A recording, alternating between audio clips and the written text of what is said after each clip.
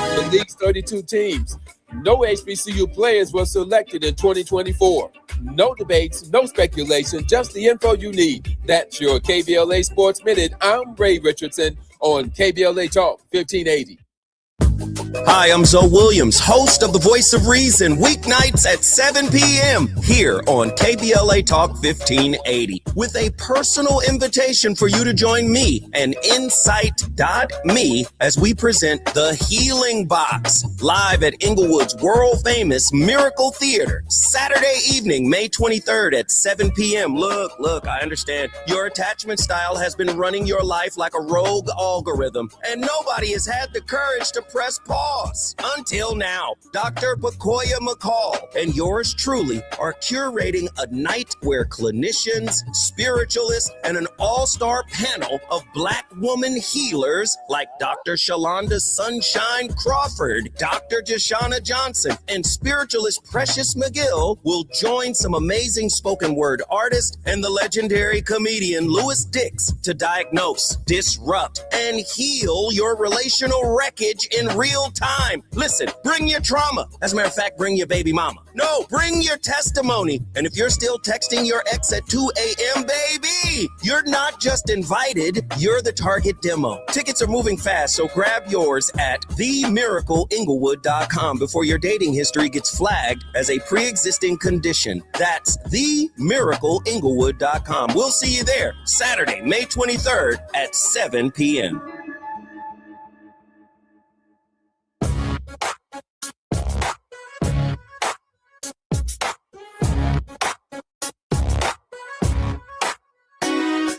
Jesse Jackson Jr. Show. The Jesse Jackson Jr. Show. The Jesse Jackson Jr. Show. The Jesse Jackson Jr. Show. Come on and talk with me.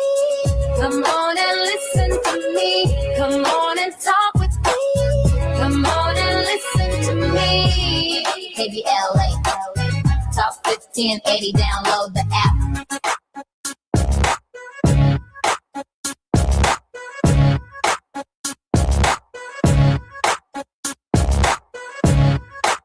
It's Moving Mountain Monday on the Jesse Jackson Jr. Show, and that means that we are in Mr. Prince's classroom right here at KBLA Talk 1580.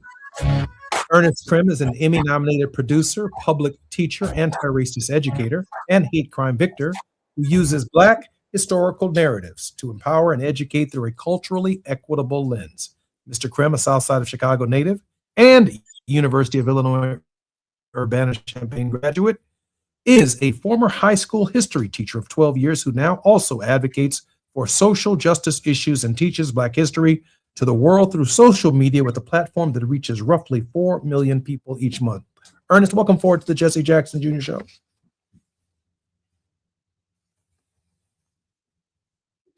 Ernest, welcome forward to our show. And our very special guest also in this hour will be none other than Lisa Holder, who's the president of the Oakland, California-based Equal Justice Society, known for her groundbreaking appointment as a member of the California Reparations Task Force and more than 20 years of experience as a civil rights litigator and scholar. Lisa has made EJS a leader and premier coalition partner in the reparations movement in California and nationally. Under Ms. Holder's leadership, EJS continues to build its dynamic civil rights practice to dismantle discriminatory school discipline and the school-to-prison pipeline, create a just and equitable legal system, promote and protect Black women's health, and combat white supremacy and the extremist forces that threaten the multiracial democracy for which we all should strive. Time magazine selected her for its 2025 The Closers list of 25 Black leaders working to end inequality. Ms. Holder is a nationally recognized, award-winning trial attorney specializing in equal protection, education equity, employment discrimination, constitutional policing, and international human rights law. Lisa Holder is some kind of busy in the present environment. Lisa, welcome forward to the Jesse Jackson Jr. Show. Thank you, Jesse. It's great to be here. Great to see you, Ernest. Lisa, we're honored to have you. Ernest, welcome to the show, Ernest. I already did your introduction at the outset. Ernest, there is so much space to cover on this question of inequality and disparities with Lisa. I'd like you to help frame our conversation in the first segment of our show. Ernest? Yeah, for sure. Thanks again, Jesse, for having us. And thank you, Lisa, for being here. Ironically, Lisa and I met while both doing this work. So I was actually at a Black Hair Festival in Atlanta. I was speaking and I was selling some books afterwards. Came across a judge, Judge Stephanie Jones, and she told me about a court case that was seeking to essentially get reparations for Black women who had been victim of hair straightener chemicals and were getting cancer because of these hair companies' ingredients. And we basically made some content to raise awareness so that Black women would understand that they were entitled to restorative justice in this. And through that relationship, I met Lisa and I found out about the amazing work that she's doing, the amazing work that EJS is doing. And when I tell you that, I'm just, I think for me, it's an honor to be in her circle and to also be on the advisory board for EJS. There's so much work that has to be done. And I think this for me is encouraging because it lets us know that there are so many people behind the scenes that aren't seeking the spotlight, that are doing everything they can. And even beyond that, I then found out that she is also, of course, on the committee for reparations in California. So this is someone who should be on everyone's radar across the country, but especially if you are in California. Lisa, we have about 2 minutes before we come forward, which is when we begin our first break. But I did want to ask you this question going into the break, and that is this. When we see this administration taking on organizations like the Southern Poverty Law Center, and we see it, by definition, probably heading in your general direction, can you share with us before we come forward what your thoughts are generally on the climate under which you do this work?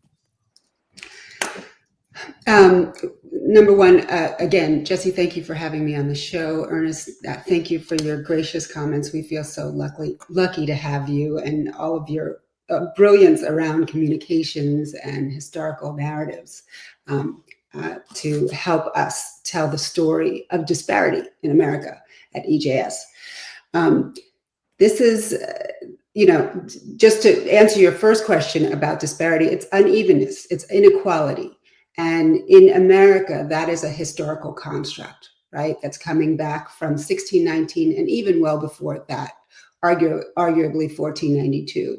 But it is a historical process that has had many iterations, and we see disparities in this moment that can be borne out through statistics, which are quite horrifying. But they show us primarily that there is a racial pathology in America. It's well over 400 years.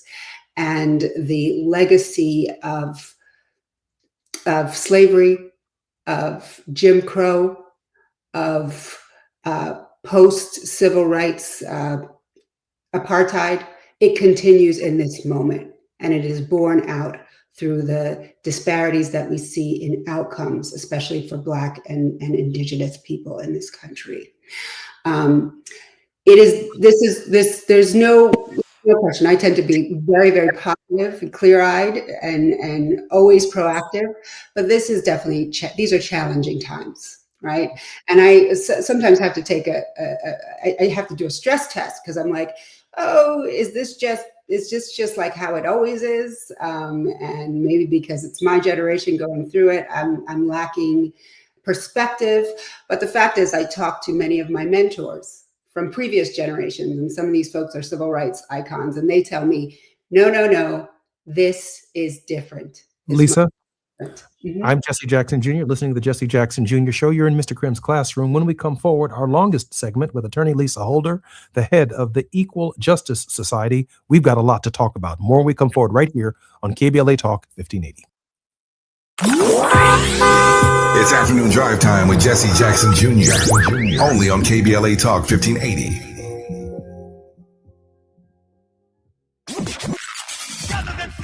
In a world full of noise, one station keeps it real. KBLA Talk 1580, where the conversation goes deeper, the voices sound like yours, and the issues that matter most to our community take center stage. Progressive, powerful, unapologetically us.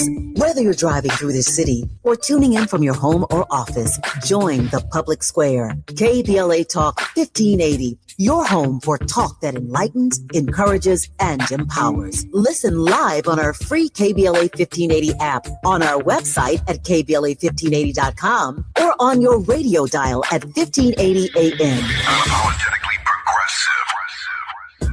Hi, I'm Zoe Williams, host of The Voice of Reason, weeknights at 7 p.m. here on KBLA Talk 1580, with a personal invitation for you to join me and Insight.me as we present The Healing Box, live at Inglewood's world-famous Miracle Theater, Saturday evening, May 23rd at 7 p.m. Look, I understand your attachment style has been running your life like a rogue algorithm, and nobody has had the courage to press pause.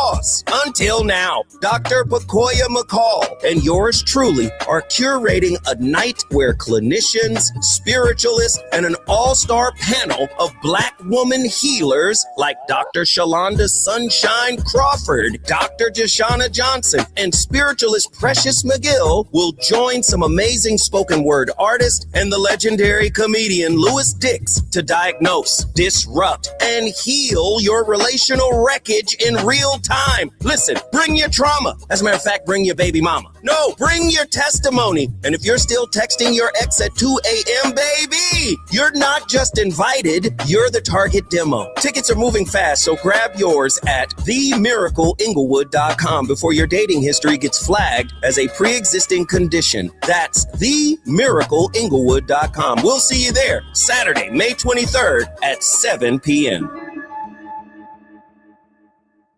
Are you drowning in IRS tax debt? Angela was. She called Civic Tax Relief and saved over $80,000. Felicia was having health problems, got behind on her taxes, interest and penalties were adding up. She called Civic Tax Relief and saved over $15,000. Civic Tax Relief is a professional tax negotiation firm that can protect you from the IRS. If you're getting collection letters, call Civic Tax Relief for a free consultation. They will go to work helping you discover all the relief programs you may qualify for free. James owed the IRS $37,000. Civic Tax Relief represented him against the IRS, and by the time everything was completed, he did not owe the IRS anything. If you are in trouble with the IRS, call Civic Tax Relief for your free consultation now. 800-200-2257. 800-200-2257. Get a free consultation and real tax relief. Call 800-200-2257. 800-200-2257. The joint will be jumping. Ebony Repertory Theater, in association with Big Street Films, brings you one of the most beloved musicals of all time. Tony Award winner, Ain't Misbehavin'. The soulful, swinging celebration of the music of Fats Waller. From the rollicking to the romantic, this show is pure magic, full of the songs that defined an era and the voices that'll make you forget everything else for a night. Foot-stomping, heart-stirring, unforgettable. Don't miss Ain't Misbehavin' at the Nate Holden Performing Arts Center, starring Lettucey, directed by Ren T. Brown. This is the night out you've been waiting for. Tickets are going fast, so don't wait. Grab yours now at ebonyrep.org or call the box office today at 323-964-9766. Ebony Repertory Theater, bringing the culture, keeping the legacy alive. Ain't Misbehavin' runs May 21st through June 8th at the Nate Holden Performing Arts Center. Get your tickets now. Now back to more of Jesse Jackson Jr. on KBLA Talk 1580. The Jesse Jackson Jr. Show. The Jesse Jackson Jr. Show. The Jesse Jackson Jr. Show. The Jesse Jackson Jr. Show. King Folly drops the beat. Come on and talk with me. Come on and listen to me. Come on and talk with me. Come on and listen to me. KBLA Talk 1580. Download the app. I'm Jesse Jackson Jr. Welcome forward to the Jesse Jackson Jr. Show on KBLA Talk 1580. This is Moving Mountain Mondays with our very regular contributor and very special guest, Lisa Holder, the president of the Equal Justice Society, is joining us today. Lisa, just before the break, you were sharing some historical context for the disparities work that is becoming more and more pronounced every single day. Can you share more about that engagement and why the work that you are doing, that Ernest is doing, is so critical and so important at this hour? Yeah. So what I was sharing, number one, is that if people are feeling overwhelmed in this moment, it's normal, because this moment is not normal. And when you look at this moment from a historical lens, it does stand out as especially virile and dangerous and hostile, especially for people who do the kind of equality work and equal opportunity work that all of us do. But, you know, one of the things that we do at EJS is we work with social scientists, right? And we look at data. And data is it's just really sort of a critical lens to do these types of analyses within a historical framework, right? And what we look at is disparity data. So we look at, you know, how do people of color, women of color, Black women, Indigenous women, et cetera, Latinas, how are things shaking out in healthcare, in housing, in the criminal justice system, criminal legal system, in education? How are things shaking out for people of different races, of different genders, and especially marginalized people?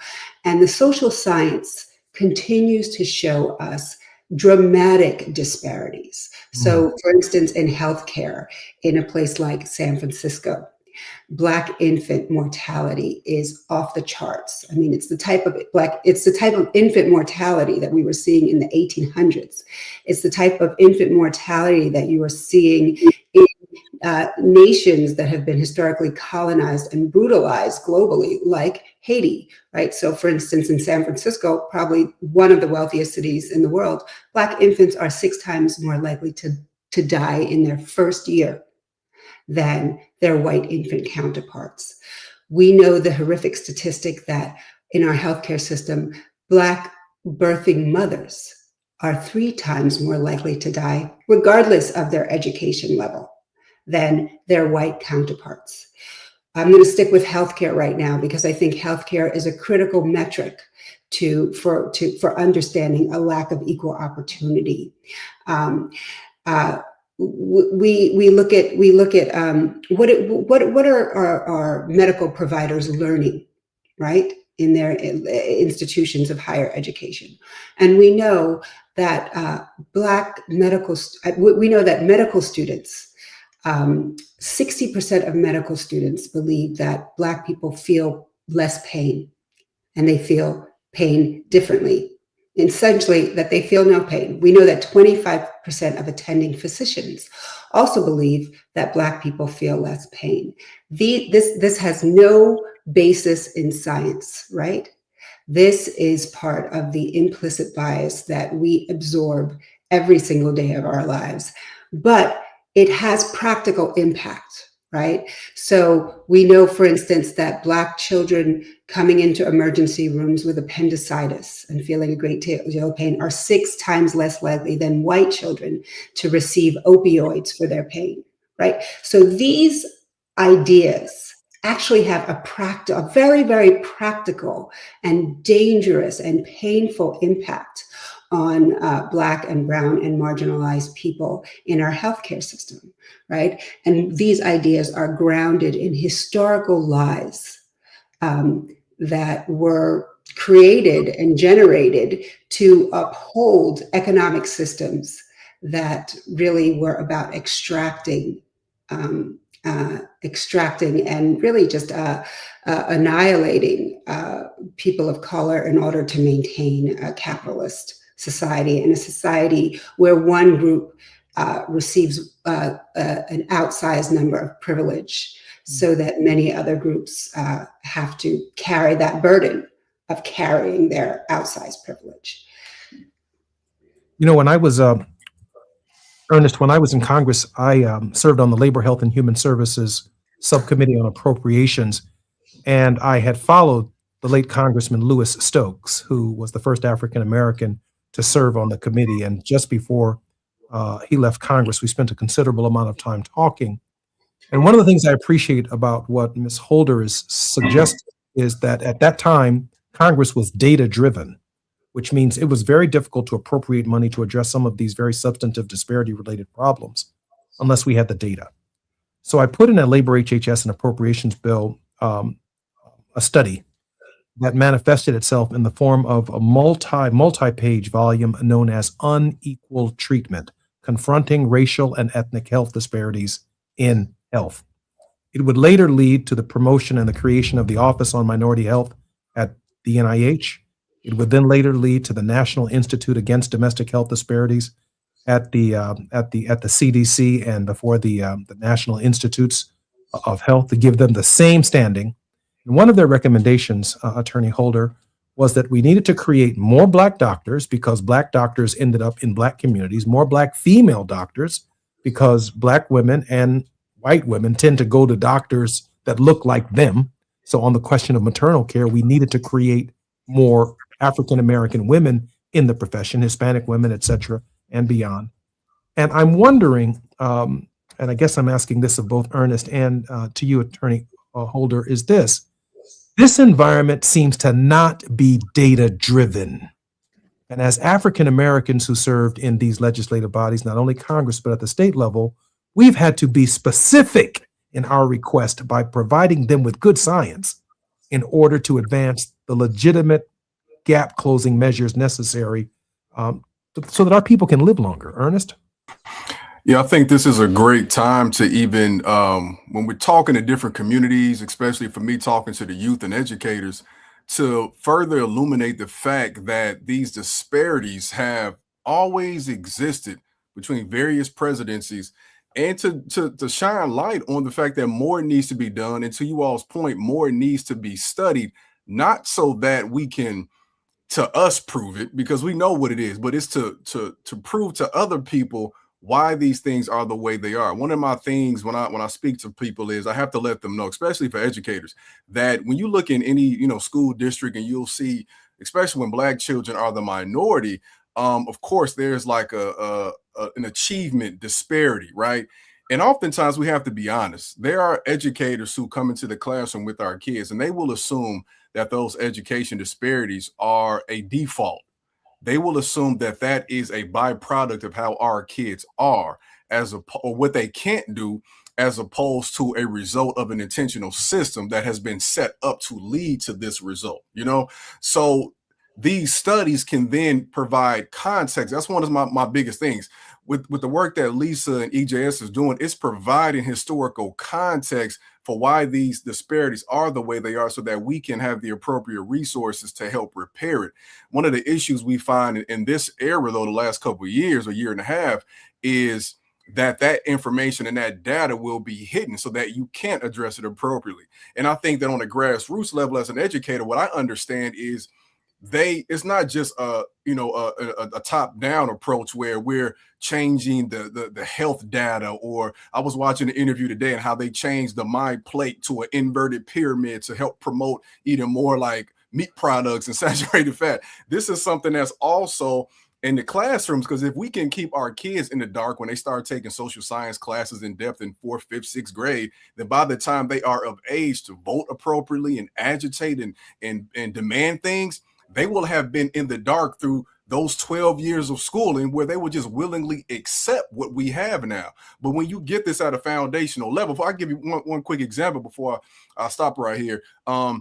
Last week, I think it was April 20th, at least late April, Barbara Johns in 1951, it was the anniversary of when she planned a walkout in Virginia in the 1951, demanding equitable schools at the age of 16. Now, when you think about what our kids are doing today, they're walking out, they're playing protests this Friday for, in the Chicago area and across the country, May Day for the labor rights movement and things like that. When they are able to see that kids were doing this, like Claudette Colvin in the 50s, Barbara Johns in 1951, and so on and so forth, they are inspired to understand that they can too.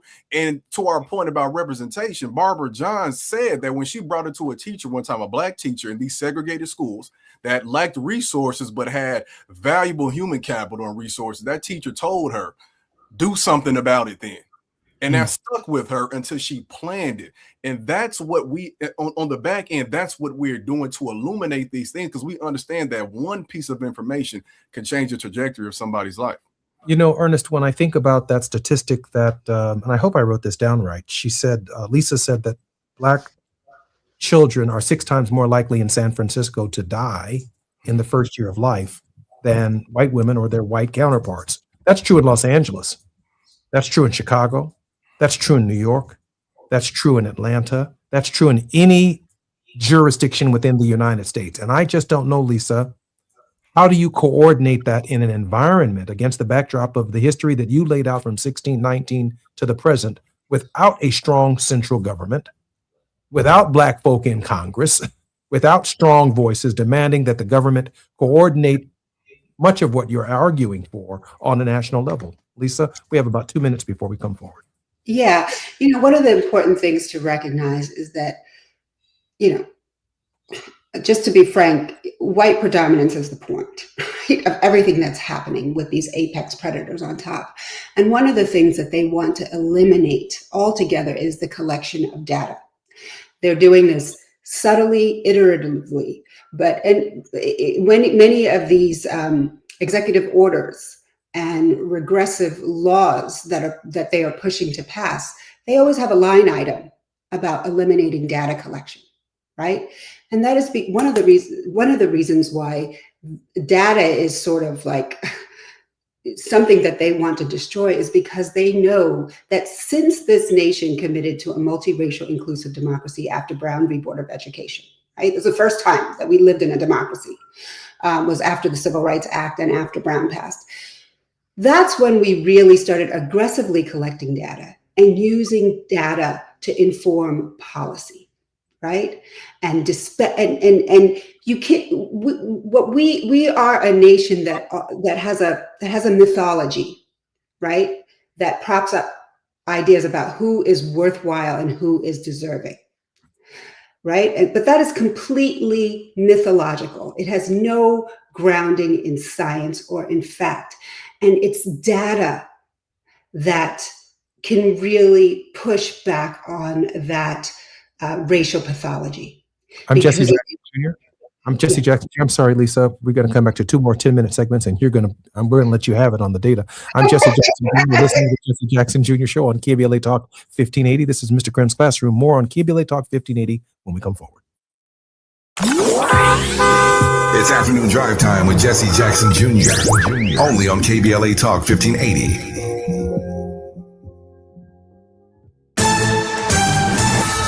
I'm Amber Payton with BIN News Now. Black House Minority Leader Hakeem Jeffries is condemning political violence after a shooting outside of the White House Correspondents' Dinner. But it's important for us to agree to strongly disagree without being disagreeable with each other. Speaking on Fox News Sunday, Jeffries said violence is never the answer. Authorities say a man armed with guns and knives tried to breach a Secret Service checkpoint before being taken into custody. Virginia Commonwealth University is creating a memorial after human remains were found in a well on its medical campus. DNA testing shows the remains mainly belong to people of African descent, likely stolen from graves in the 1800s and used by medical students. And rap artist James Broadnax has lost his final appeal and is set to be executed this week for killing 2 men outside of a North Texas music studio. His case has drawn attention from T.I. and other artists who argue prosecutors unfairly used his rap lyrics against him. Get BIN News Now on demand 24/7 on the iHeartRadio app. Recall 67A mobile appointments are now available in your area. We come to you quick, easy, and under an hour. Complete the recall to get $500 plus a warranty worth thousands. Schedule today at CummonsRecall.com. This is the KBLA Sports Minute with Ray Richardson. The Lakers hope they got one of the sloppiest performances of the season out of their system. In the Lakers' 115-96 loss at Houston Sunday night, they committed 23 turnovers that resulted in 30 points for the Rockets. 8 of those turnovers came from LeBron, who made only 2 of 9 shots in the entire game. The Lakers also missed 17 three-pointers. Things were so out of whack for the Lakers that center DeAndre Ayton led them in scoring with 19 points, and he only played 2.5 quarters. Ayton was ejected in the third quarter for a flagrant foul. The Lakers lead the series 3-1. Game 5 in the best of 7 is Wednesday night at Crypto.com. For the second time in 3 years, no HBCU players were chosen in the NFL draft. The 3-day 2026 draft ended Saturday for the league's 32 teams. No HBCU players were selected in 2024. No debates, no speculation, just the info you need. That's your KBLA Sports Minute. I'm Ray Richardson on KBLA Talk 1580. I need a little ranch, step to the ranch.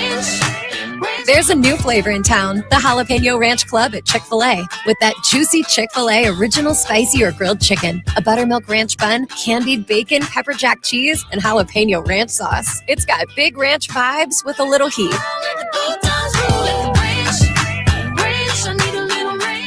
Chick-fil-A's new Jalapeno Ranch Club, available for a limited time only. Order ahead on the Chick-fil-A app. We don't do ordinary. This is KBLA Talk 1580. We've got a lot to talk about. I'm Reverend Gerald, the life coach. Is someone you love struggling with addiction and mental illness? Is improving your family's health important? Want to leave a legacy that your family can grow? Are you ready to enhance your perception of life experiences? Then wake up weekends at 7 a.m. with Urban Family Focus and get the wisdom, opportunity, resources, and motivation to live your best life. Join the conversation on Urban Family Focus Saturday and Sunday at 7 a.m. Unapologetically progressive. KBLA Talk 1580. We've got your black. Lots of places can expose you to identity theft. Oh no. That's why LifeLock monitors hundreds of millions of data points a second for threats to your identity, which is way more than anyone can do on their own. If we find anything suspicious, like new loans or changes to your financial accounts, we alert you right away, all through text, phone, email, or the LifeLock app. Get the alerts that could make all the difference. Save up to 40% your first year with promo code NEWS at LifeLock.com. Terms apply. There's a lot of uncertainty in the world right now. Things are changing fast and no one knows what comes next. Times like these make you realize just how important it is to be prepared. That's where My Patriot Supply comes in. They're America's #1 most trusted resource for survival food, solar power, water filtration systems, and more. Go to preparewithamerica.com to unlock a special offer that'll help you get ready for whatever comes our way. Go to preparewithamerica.com To see the special offer right now, that's preparewithamerica.com. The joint will be jumping. Ebony Repertory Theater, in association with Fig Street Films, brings you one of the most beloved musicals of all time. Tony Award winner, Ain't Misbehavin'. The soulful, swinging celebration of the music of Fats Waller. From the rollicking to the romantic, this show is pure magic, full of the songs that defined an era and the voices that'll make you forget everything else for a night. Foot stomping, heart stirring, unforgettable. Don't miss Ain't Misbehavin' at the Nate Holden Performing Arts Center, starring Lettucey, directed by Ren T. Brown. This is the night out you've been waiting for. Tickets are going fast, so don't wait. Grab yours now at ebonyrep.org or call the box office today at 323-964-9766. Ebony Repertory Theater, bringing the culture, keeping the legacy alive. Ain't Misbehavin' runs May 21st through June 8th at the Nate Holden Performing Arts Center. Get your tickets now. You're listening to Jesse Jackson Jr. on KBLA Talk 1580. The Jesse Jackson Jr. Show. The Jesse Jackson Jr. Show. The Jesse Jackson Jr. Show. The Jesse Jackson Jr. Show. King Wally drops the beat. Come on and talk with me. Come on and listen to me. Come on and talk with me. Come on and listen to me. KBLA Talk 1580. I'm Jesse Jackson Jr. Welcome forward to the Jesse Jackson Jr. Show. In the next hour, Dr. Donna Adams Pickett, MD, along with award-winning media and healthcare strategist and consultant John Diggles, are joining me. We're talking about maternal care for African-American women, and we're touching upon some of the subject right here in this hour. This is Moving Mountain Mondays on the Jesse Jackson Jr. Show, where our regular contributor, Ernest Krim, is our professor in residence. He has created content for companies such as HBO, Hulu, Disney, Paramount, and the History Channel. Additionally, he is the CEO of Krim's Cultural Consulting, LLC, an international speaker who has spoken at Harvard University, the University of Chicago, Microsoft, Colin Kaepernick's Know Your Rights, and audiences in the UK and Canada. Ernest, welcome forward to the Jesse Jackson Jr. Show. Thanks again for having me, brother. And I am particularly honored that attorney Lisa Holder, the president of the Equal Justice Society, known for her groundbreaking appointment as a member of the California Reparations Task Force and more than 20 years of experience as a civil rights litigator and scholar, Lisa has made EJS a leader and premier coalition partner in the reparations movement in California and nationally. Under Ms. Holder's leadership, EJS continues to build its dynamic civil rights practice to dismantle discriminatory school discipline and school-to-prison pipeline to create a just and equitable legal system for all. Time magazine selected her for its 2025's The Closers list of 25 Black leaders working to end inequality. Ms. Holder, welcome forward to the Jesse Jackson Jr. Show. Thank you so much. Ms. Holder, I've been on both sides of this conversation, some on the reparation side. I've written a book, A More Perfect Union, where I've dealt with this issue of reparations, and I'm 61 years old, so I know that I'm probably a little bit older than Ernest and you. So I've been in the reparations conversation, but when I got to the legislature, I got the side eye from Democrats and Republicans when I said we need repair for damages done based on our history, and had to move into the general area of the data collection that you were talking about just before the break. And I'd really like you to take your time here, Lisa, because when they remove the data from us, it becomes very difficult to argue emotionally for what is right when the statistics themselves present legislative bodies, presidents, governors with the information that they need, including the private sector, to make the investment in communities to help save lives. Lisa Holder. Yeah. Look, in our communities, data drives not only policy, but it also drives healing, right? It drives policy because you can basically push back on this lie that Black, Brown, Indigenous people are in the situation that they're in, or they have less prosperity because they're lazy, because they lack industry, because they're prone to criminality, because they're not as smart, right? And that's the 400-year-old narrative. That's the lie that Dr. King talked about. And it is our job to always push back on the lie, remind people, no, we do not live in a colorblind society where where the field is level. We have got to be the levelers of the field, and we use the data to create policy that will now level the playing field and begin to reverse all the damage that has been done over 400 years. When we do not have that data, litigators like myself cannot go into a courtroom or into a court of appeals and explain to a judge why a premier multinational institution is biased, right? Is biased against Black men or Black women, right? Because we don't have the data. Mm-hmm. Therefore, we don't have a case.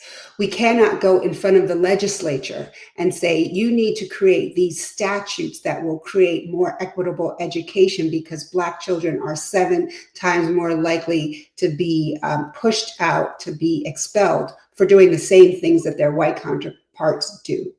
We cannot do that with the legislature because we do not have the data, right? And so the point, right, in order to preserve this myth, in order to preserve this racist rhetoric, in order to preserve this narrative about white predominance, they need to eliminate data collection, right?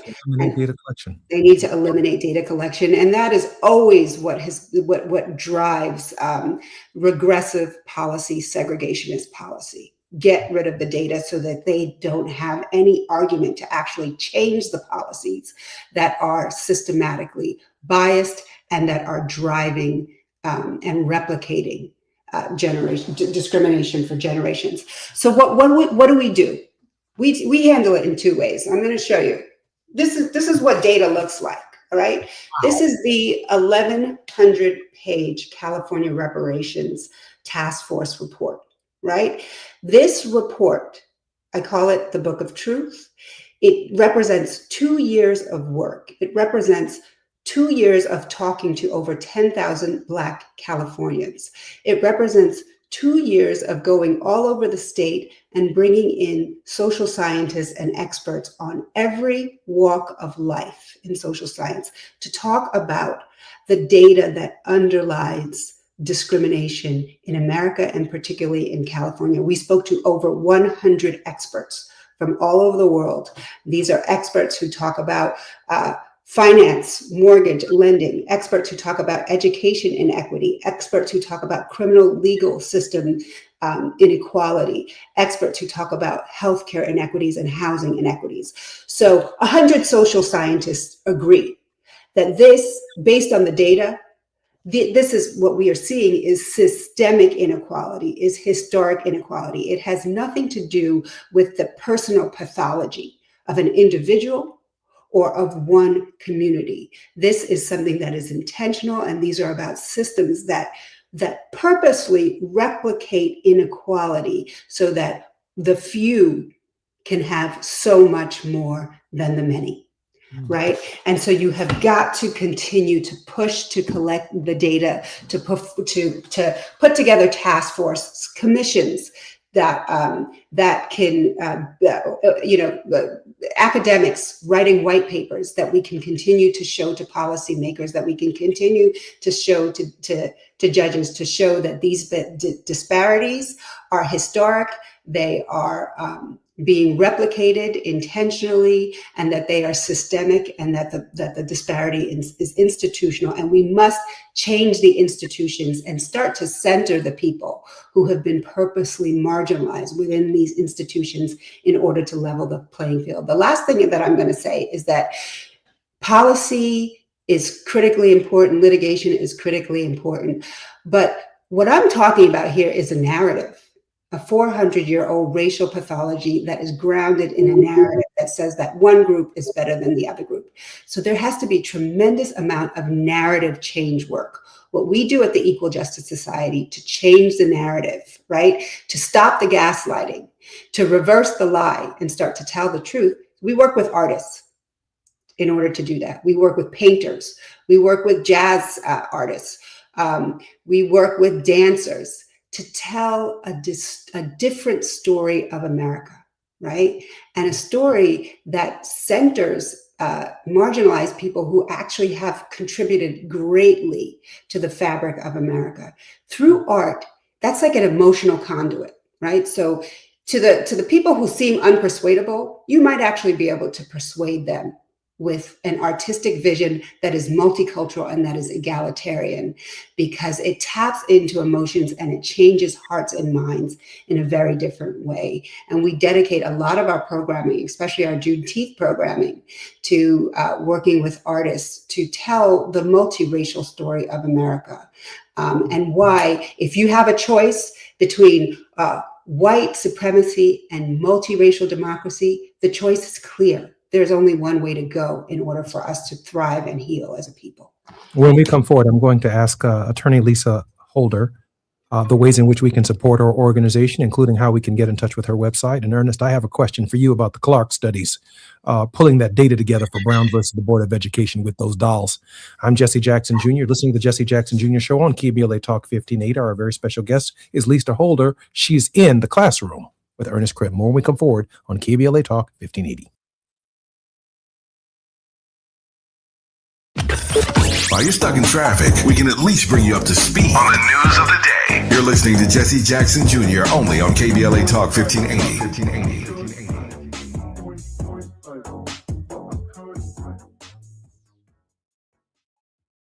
You better work. She's rooted in culture and rising in power. Los Angeles City Council member Karen D. Price Jr. invites you to the District 9 Women's Leadership Summit, a powerful gathering celebrating the women who shape our communities. Join us Sunday, May 3rd from 1 to 6 p.m. Registration is open now, but space is limited. District 9 residents receive special priority. This event is free. Call 323-846-2651 to reserve your spot. That's 323-846-2651. Be rooted, be powerful, be there.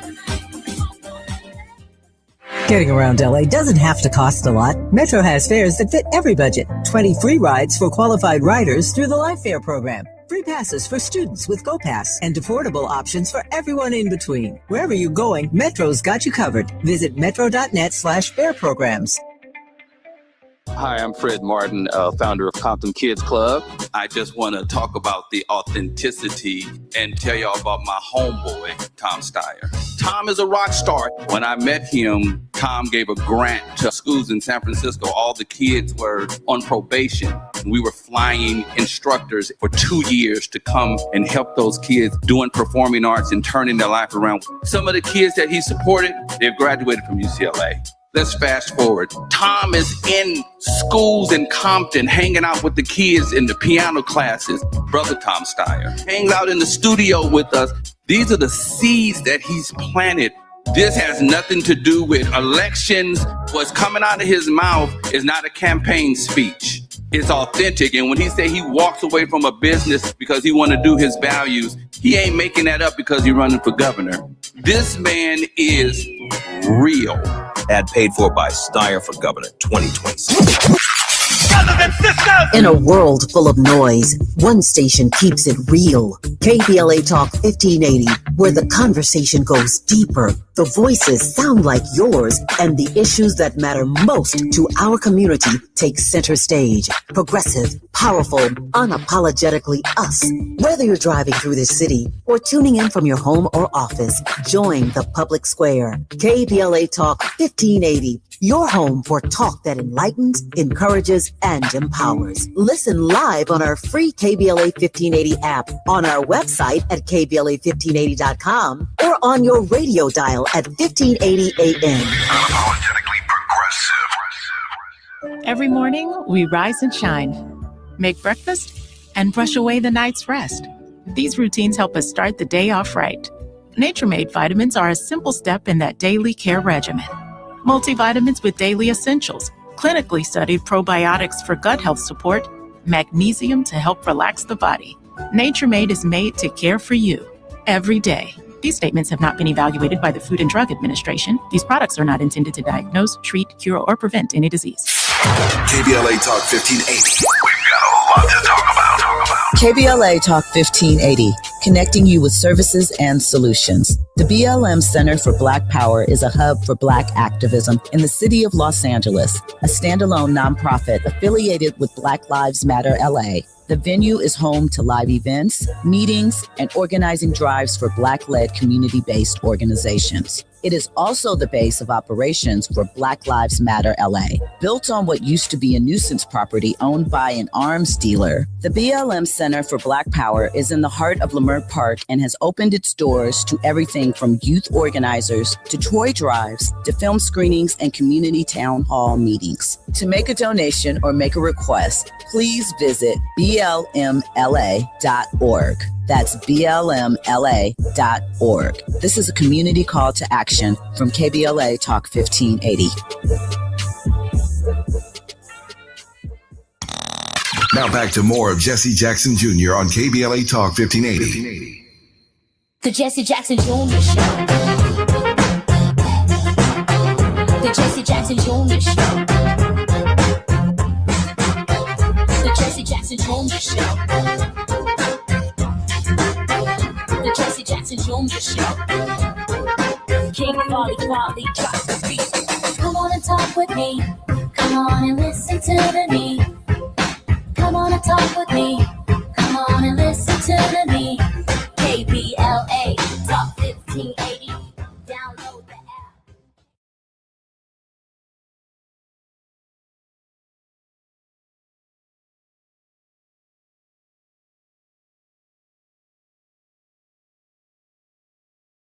So on KBLA Talk 1580, we are in Ernest Krim's classroom, and our very special guest is none other than Lisa Holder. Lisa Holder is the president of the Equal Justice Society and a leader in the reparations movement in California and nationally. Lisa, let me ask you a question. How can we support the Equal Justice Society? It's funny you use the term reparations, harm repair. Reparations is about repairing the nation, right, of this 400-year-old pathology. That's what it is. It's not something that's it's about breaking us up as a society. It's about uniting us as a society and paving the way for true reconciliation and healing across the board. Equal Justice Societies is one of the few organizations doing that work, but we also do so much other work. We do you in the courtroom.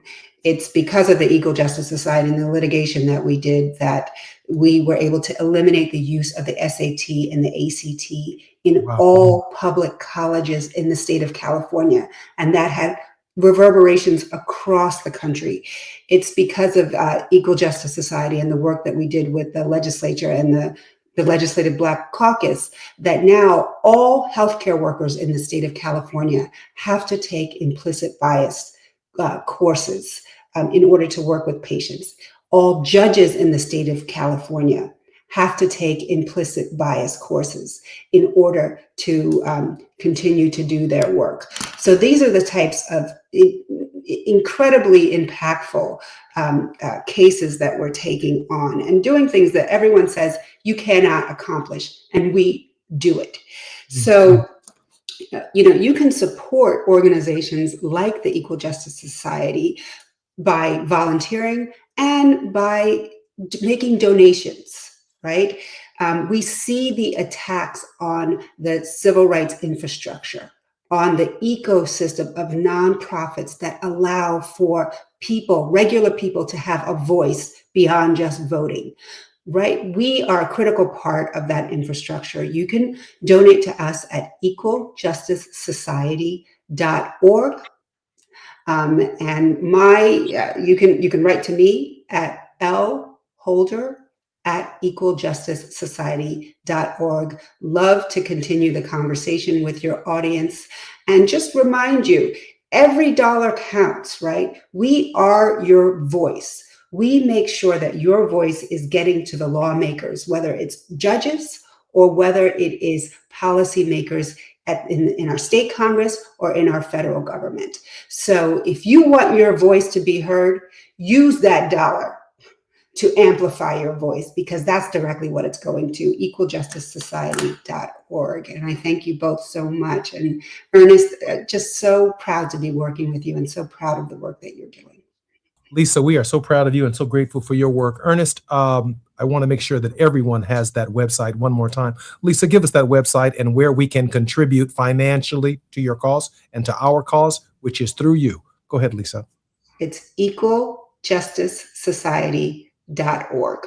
And visit our website so you can find out about some of the groundbreaking cases that we're doing, especially with respect to Black women's health and eliminating these toxic hair chemicals that are being dumped into our communities that are further colonizing Black women's bodies.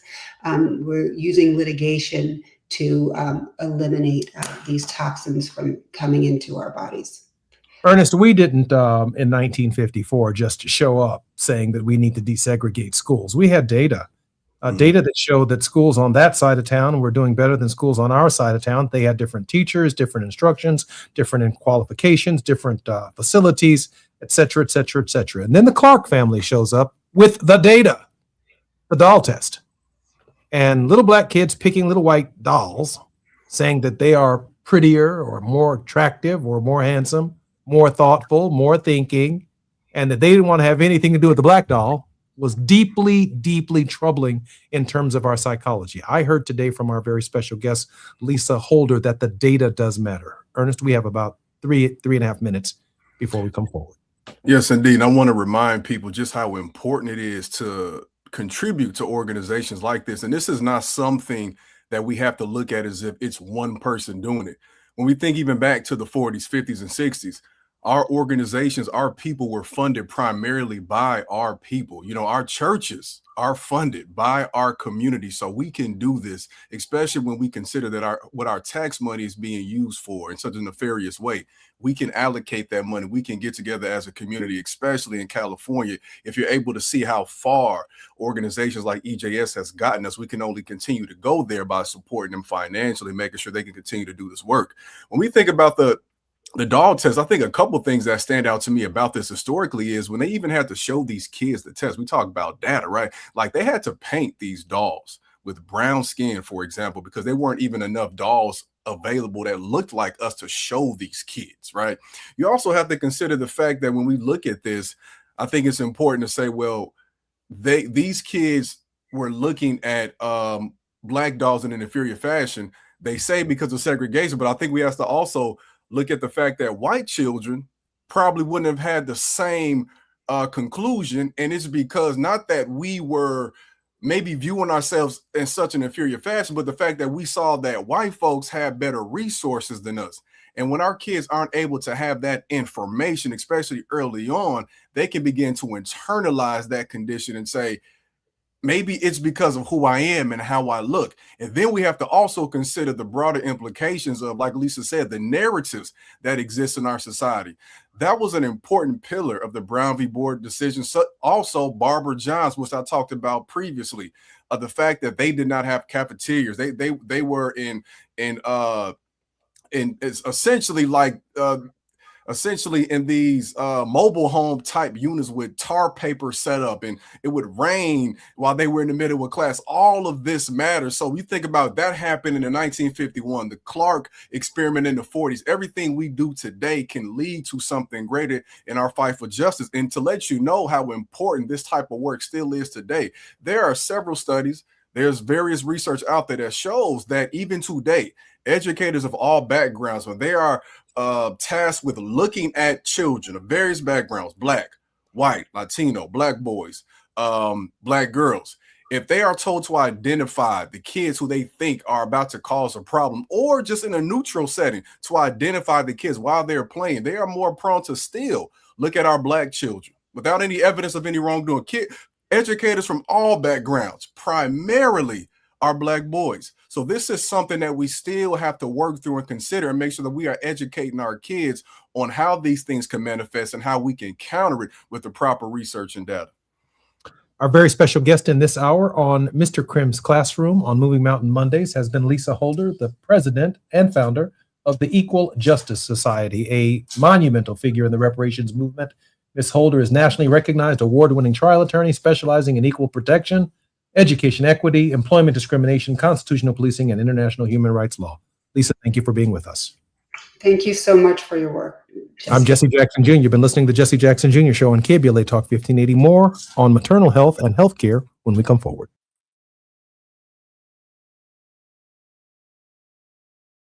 KBLA 1580 Santa Monica.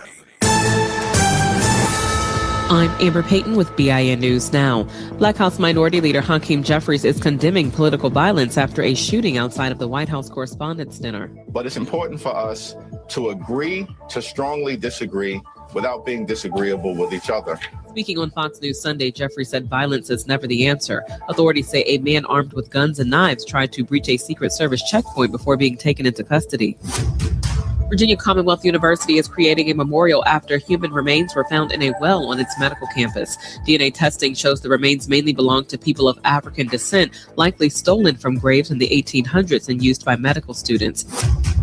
And rap artist James Broadnax has lost his final appeal and is set to be executed this week for killing two men outside of a North Texas music studio. His case has drawn attention from T.I. and other artists who argue prosecutors unfairly used his rap lyrics against him. Get BIN News Now on demand 24/7 on the iHeartRadio app. Recall 67A mobile appointments are now available in your area. We come to you quick, easy, and under an hour. Complete the recall to get $500 plus a warranty worth thousands. Schedule today at CumminsRecall.com. This is the KBLA Sports Minute with Ray Richardson. The lingering frustration for the Lakers after their loss to Houston Sunday is that the Rockets did not have Kevin Durant. Durant, number 5 on the NBA all-time scoring list, missed Game 4 with a bone bruise in his left ankle. The Rockets had no trouble handling the Lakers without Durant. All 5 starters scored in double figures. The 37-year-old Durant has missed 3 of the 4 games in this series. Even though no HBCU players were selected in the 2026 NFL Draft, 4 players from HBCU programs have been signed as free agents to try out for a team. 2 of the players are from Jackson State, wide receiver Jalen Dupree and defensive tackle Jeremiah Williams. Dupree was signed by Cleveland. Williams was signed by Minnesota. Eric Hunter, a linebacker from Morgan State, was signed by Detroit. And Jalen Shelton, a cornerback from Prairie View A&M, was signed by Atlanta. No debates, no speculation, just the info you need. That's your KBLA Sports Minute. I'm Ray Richardson on KBLA Talk 1580. You have something to say, and we want to hear it. KBLA Talk 1580 is engagement radio, not outrage radio. A place where your hopes, your frustrations, and your ideas are welcome 24 hours a day, 7 days a week. Real talk, real people, real Los Angeles. KBLA Talk 1580, the station that sounds like the city looks. Tune in on your AM radio dial at 1580. Download our free KBLA 1580 app or listen live on our website at KBLA1580.com. Unapologetically progressive.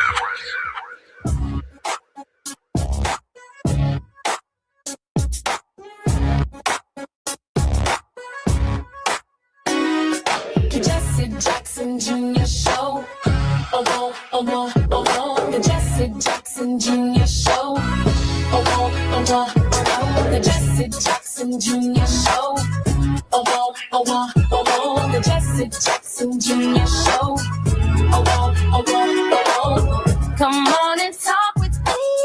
Come on and listen to me. Come on and talk with me. Come on and listen to me. KBLA Talk 1580. Download the app.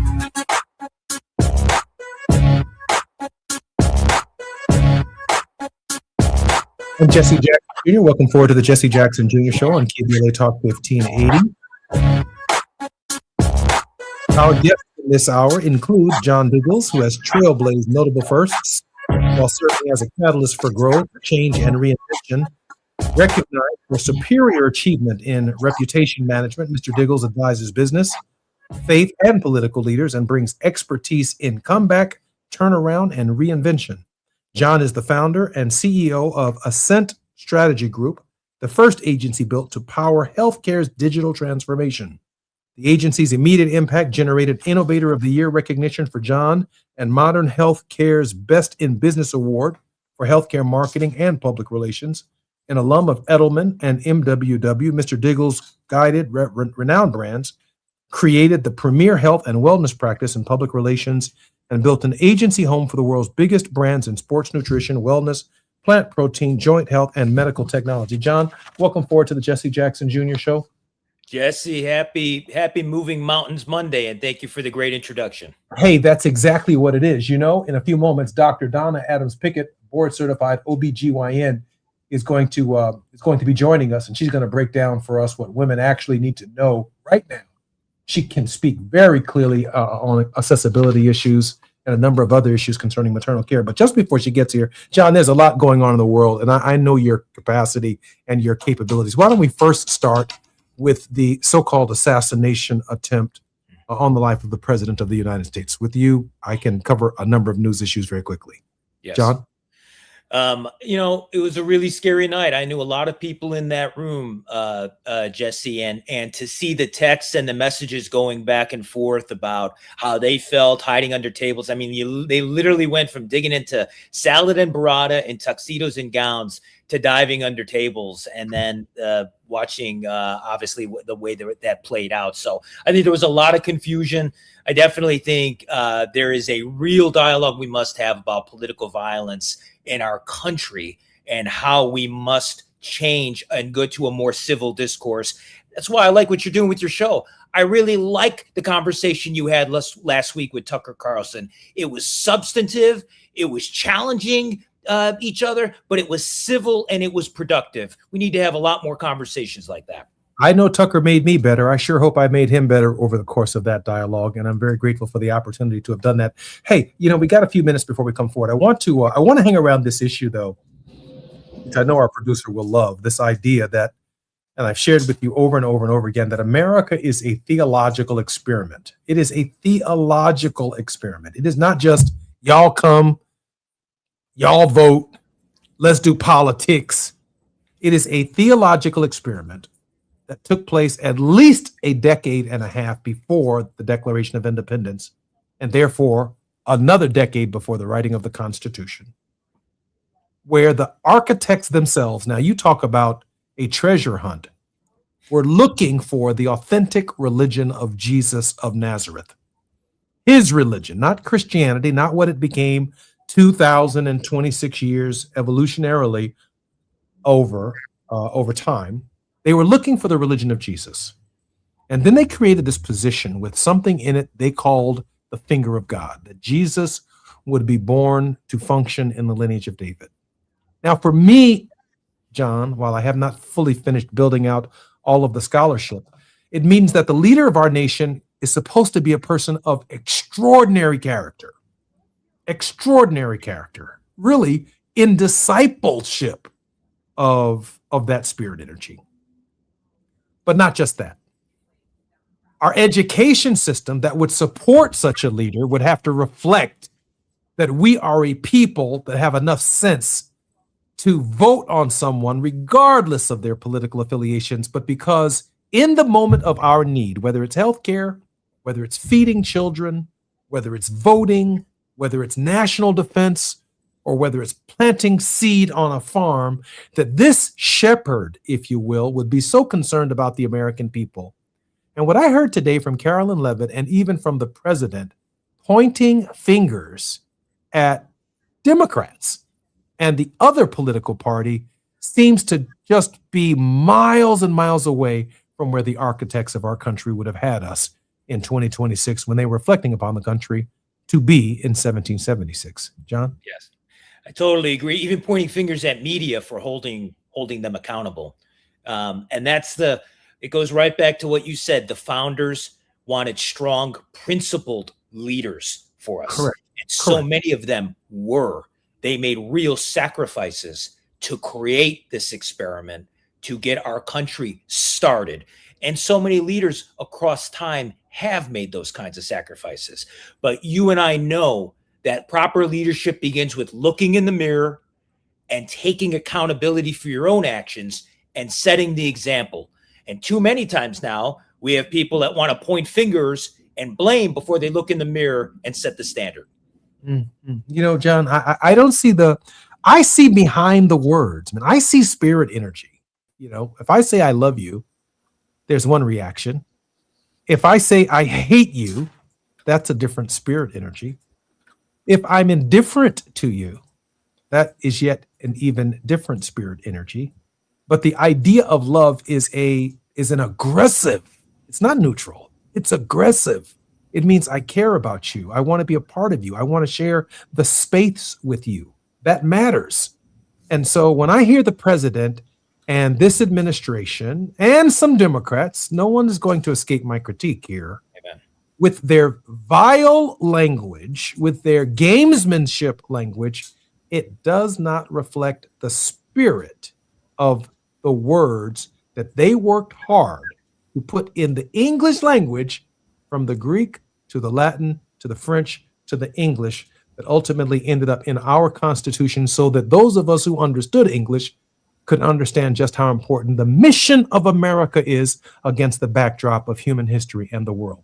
In this hour, our very special guest who will be joining us in just a moment will be Dr. Donna Adams Pickett, board-certified OBGYN. We're going to be talking about healthcare, particularly maternal health, on KBLA Talk 1580 with John Diggles. More when we come forward.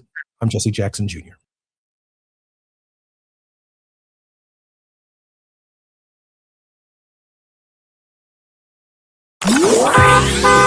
It's afternoon drive time with Jesse Jackson Jr. Only on KBLA Talk 1580. Hi, I'm Zoe Williams, host of The Voice of Reason, weeknights at 7 p.m. here on KBLA Talk 1580, with a personal invitation for you to join me and Insight.me as we present The Healing Box, live at Inglewood's world-famous Miracle Theater, Saturday evening, May 23rd at 7 p.m. Look, I understand your attachment style has been running your life like a rogue algorithm, and nobody has had the courage to press pause. Until now, Dr. Pacoya McCall and yours truly are curating a night where clinicians, spiritualists, and an all-star panel of Black woman healers like Dr. Shalonda Sunshine Crawford, Dr. Jashana Johnson, and spiritualist Precious McGill will join some amazing spoken word artists and the legendary comedian Louis Dix to diagnose, disrupt, and heal your relational wreckage in real time. Listen, bring your trauma. As a matter of fact, bring your baby mama. No, bring your testimony. And if you're still texting your ex at 2 a.m., baby, you're not just invited, you're the target demo. Tickets are moving fast, so grab yours at themiracleinglewood.com before your dating history gets flagged as a pre-existing condition. That's themiracleinglewood.com. We'll see you there Saturday, May 23rd at 7 p.m. Are you drowning in IRS tax debt? Angela was. She called Civic Tax Relief and saved over $80,000. Felicia was having health problems, got behind on her taxes, interest and penalties were adding up. She called Civic Tax Relief and saved over $15,000. Civic Tax Relief is a professional tax negotiation firm that can protect you from the IRS. If you're getting collection letters, call Civic Tax Relief for a free consultation. They will go to work helping you discover all the relief programs you may qualify for free. James owed the IRS $37,000. Civic Tax Relief represented him against the IRS, and by the time everything was completed, he did not owe the IRS anything. If you are in trouble with the IRS, call Civic Tax Relief for your free consultation now. 800-200-2257. 800-200-2257. Get a free consultation and real tax relief. Call 800-200-2257. 800-200-2257. The joint will be jumping. Ebony Repertory Theater, in association with Fig Street Films, brings you one of the most beloved musicals of all time. Tony Award winner, Ain't Misbehavin'. The soulful, swinging celebration of the music of Fats Waller.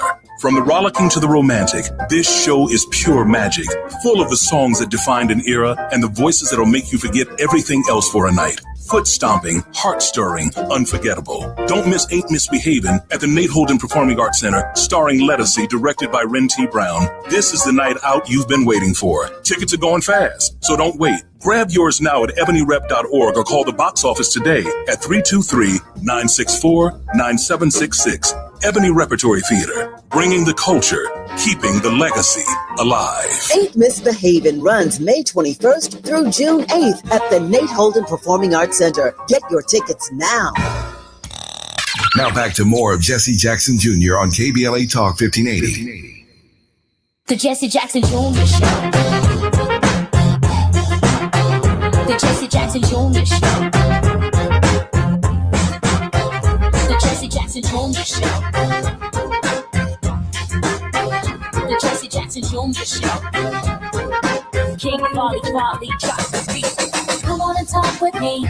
Come on and listen to me. Come on and talk with me. Come on and listen to me. KBLA Talk 1580. Download the app.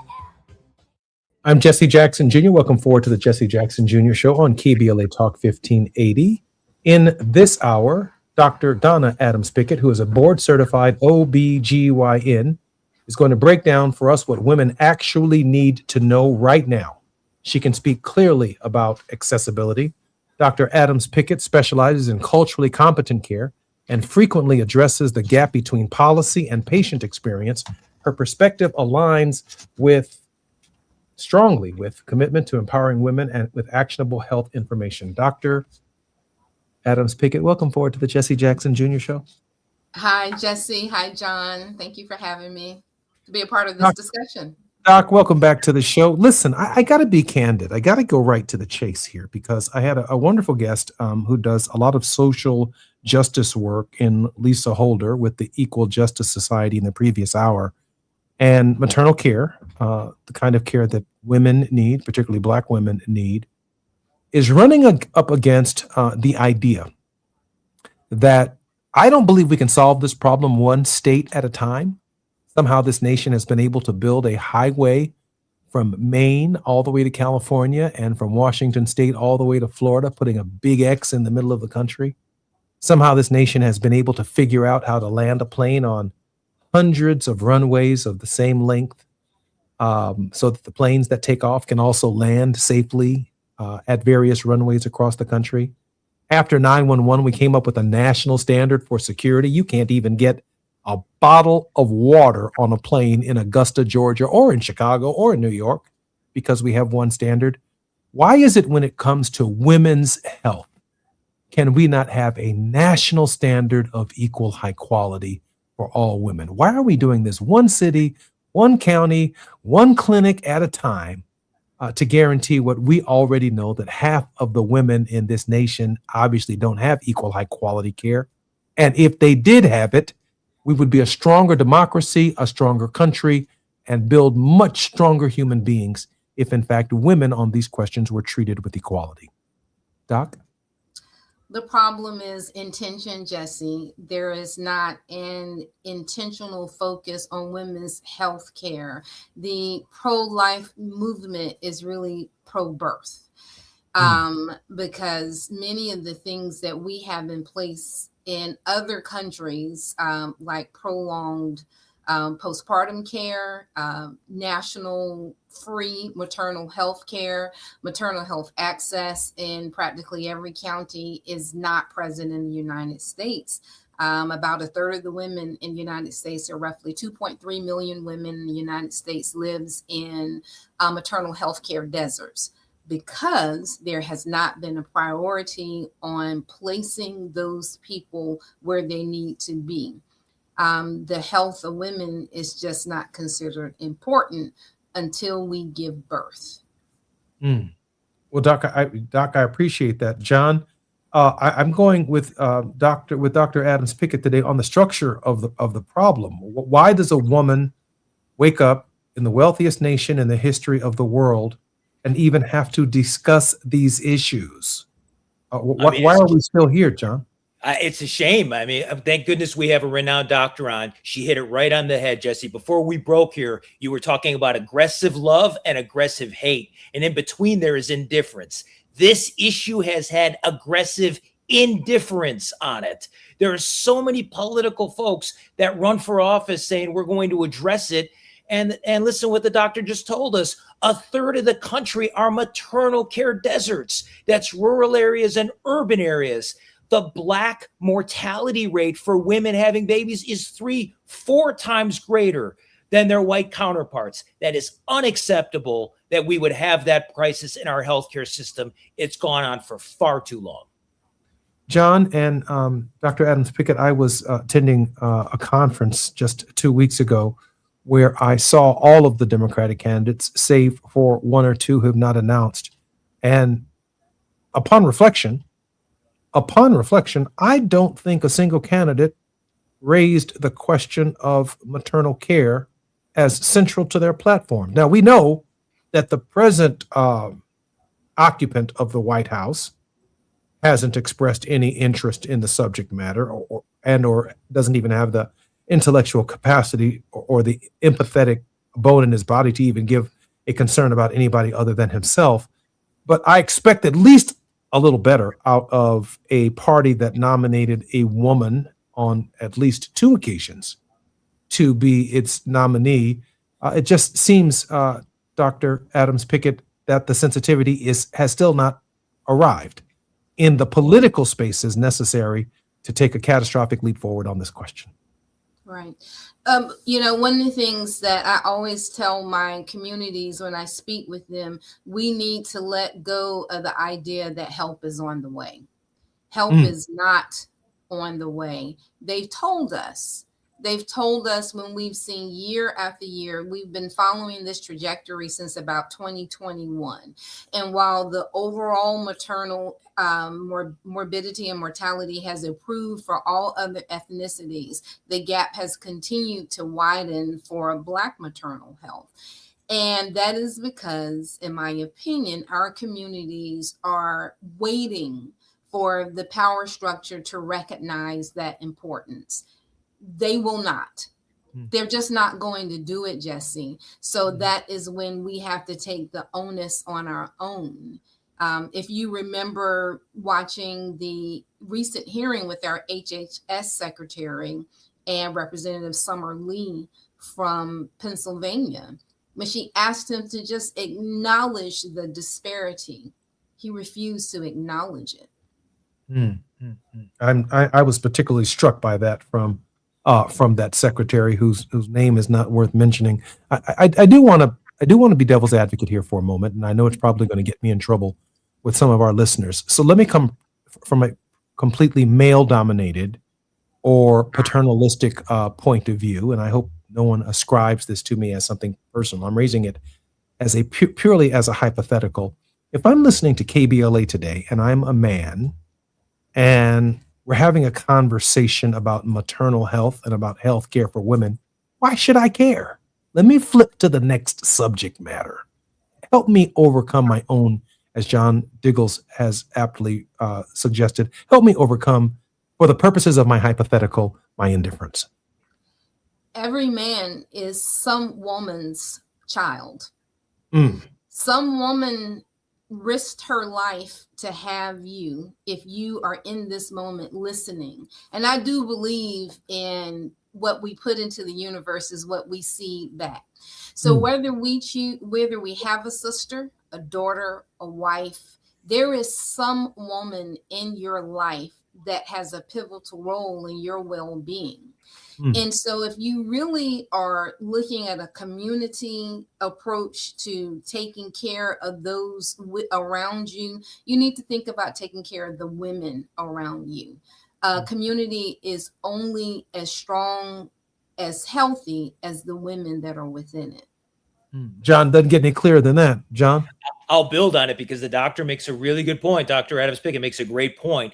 But I'll also say that if you're a guy listening to this, remember, when we talk about maternal care, we're not just talking about care for a pregnant woman. We're talking about the health before and after delivery, right? One of the key issues for pregnant women is their cardiovascular health. So many women, their heart health is not taken care of. Women have significant heart episodes and significant scary hypertension issues after they give birth because that care falls out. That is because of the lack of structure in our healthcare system, and it affects the guys too. The blood pressure, high blood pressure is the number one killer in our country. It goes to heart attacks and strokes, and the Black community is being overwhelmingly impacted by this. So when you see this, we talk about maternal care, we're talking about things that are the root causes of shortages in our healthcare system that are affecting every single member of the family. Heart health is right at the top of the list. And mental health care for women. Yes. In the postpartum space, right? My mother said to me about a week ago, boy, I brought you in this world and I'll take you out. And I said to myself, oh, you didn't get mental care 61 years ago. That's a Mother's Day t-shirt right there, Jess. She missed something. I'm sorry, Dr. Adams. Speaking the mental care aspect, because postpartum depression is real. Yes. So when we look at the causes of maternal mortality, death due to mental health issues, it ranks highest after cardiovascular issues, John. And a lot of that is because we are socialized in our community to be strong. You know, the idea of the strong Black woman didn't come from someone else. That came from within. How many times have we been told, don't you go in there and act up? Don't you go in there and show out? You better put on your best behavior. And sometimes, a lot of times, the best behavior is an unwillingness to say, this is too much for me. I'm overwhelmed. I'm overexhausted, and I need help. But we're not conditioned to do that, to say that, and to act on it. Doc, let me ask you one other question. I know we'll be coming forward in just a moment. We've been talking about maternal care for women who have children, both before and after. But these women are not responsible for making a child themselves. No. It's impossible. So what is the role of men in this kind of collective, if you will, understanding, this collective therapy, this process that we are giving birth, that you're not giving birth by yourself, that you don't need to care yourself. We sick, mama. No, we're sick together, Dr. Adams Pickett. Yeah, you know, last fall, I spent some time actually speaking at a number of Black fraternities about women's health. Because you know the saying, if mama's not happy, nobody's happy. But these men did not know how to support the women in their reproductive journey, because reproductive health is just considered a taboo subject in our community. And I found it very interesting when I was actively delivering babies that Black women tended to attend their prenatal appointments alone. If I looked at always, I mean, I would say other ethnicities always had a partner, where it was their partner, a mother, an auntie, usually their partner. But most Black women attended their prenatal visits alone. Their partner would attend when it was time to find out the gender. But that's pretty much it. And so I was meeting some dads for the first time at delivery, but I really did not ascribe a neglectful attitude towards it. I felt that, again, the men in our community have been conditioned to take care of the family. It's not realistic or real reason to miss work, to actually invest in this, because our men were taught that that's woman's work, and we need to make sure that we can provide for her. And so part of this is making sure we tap into the men in our community and say, okay, part of the mental health is making sure that you're there emotionally for your partner, as well as physically and financially. You know, I'm sad in this moment, because I've seen men, and to the extent that I have two children and experienced it myself, you know, she tells you that she's pregnant, and you go have a cigar, go have a drink, and start preparing for the next 18, 21, or lifelong expectation of raising a child. There's no book on this, by the way. Ain't no one prepared you for it. My daddy came from a broken home. My mother came from a broken home. These are public issues, and so you're always trying to figure out what is the piece that you missed. And for you to categorize, which is just shocking to me, that Black men are not part of that process until gender reveal. Wow. That is so difficult for me to come to terms with, but that's about right. That's about when we show up. I'm Jesse Jackson Jr. You've been listening to the Jesse Jackson Jr. Show. Our very special guest, Dr. Donna Adams Pickett, board certified OBGYN, and John Diggles, a strategic consultant in the healthcare space. Our very special guest. We're talking about maternal care. More on KBLA Talk 1580 when we come forward.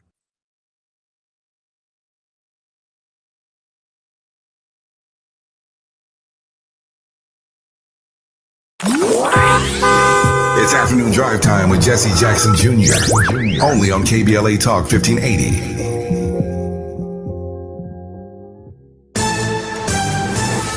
I'm Amber Payton with BIN News Now. The White House may increase President Trump's security after Saturday's assassination attempt. White House Press Secretary Caroline Leavitt says White House Chief of Staff Susie Wiles is meeting with the Secret Service and Department of Homeland Security this week to review protection plans. There's no higher priority for the president and his staff than the president's safety. Leavitt says President Trump was pleased with the Secret Service response, but officials are looking at ways to tighten security at large events. Former President Barack Obama is urging Americans to reject political violence after the shooting at the White House Correspondents' Dinner. In a post on X, Obama said violence has no place in democracy and thanked Secret Service agents for their courage. And popular video game Fortnite is refunding players who bought in-game items tied to Black singer David, whose real name is David Anthony Burke. The refund comes as Burke remains behind bars on suspicion of murdering 14-year-old Celeste Rivas Hernandez. Get BIN News Now on demand 24/7 on the iHeartRadio app. Recall 67A mobile appointments are now available in your area. We come to you quick, easy, and under an hour. Complete the recall to get $500 plus a warranty worth thousands. Schedule today at CumminsRecall.com. This is the KBLA Sports Minute with Ray Richardson. The lingering frustration for the Lakers after their loss to Houston Sunday is that the Rockets did not have Kevin Durant. Durant, number 5 on the NBA all-time scoring list, missed Game 4 with a bone bruise in his left ankle. The Rockets had no trouble handling the Lakers without Durant.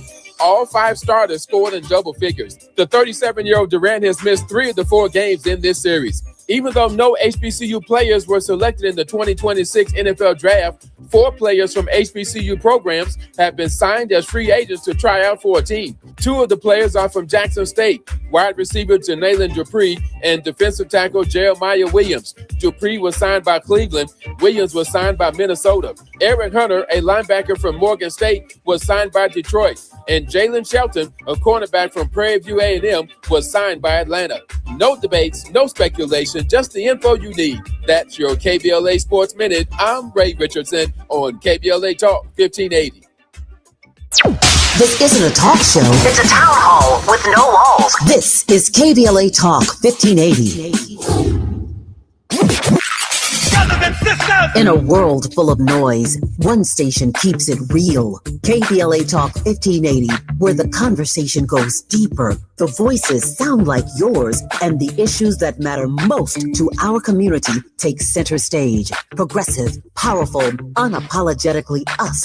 Whether you're driving through this city or tuning in from your home or office, join the public square. KBLA Talk 1580, your home for talk that enlightens, encourages, and empowers. Listen live on our free KBLA 1580 app, on our website at KBLA1580.com, or on your radio dial at 1580 AM. Unapologetically progressive. I need a little range, step to the range. There's a new flavor in town, the Jalapeno Ranch Club at Chick-fil-A, with that juicy Chick-fil-A original spicy or grilled chicken, a buttermilk ranch bun, candied bacon, pepper jack cheese, and jalapeno ranch sauce. It's got big ranch vibes with a little heat.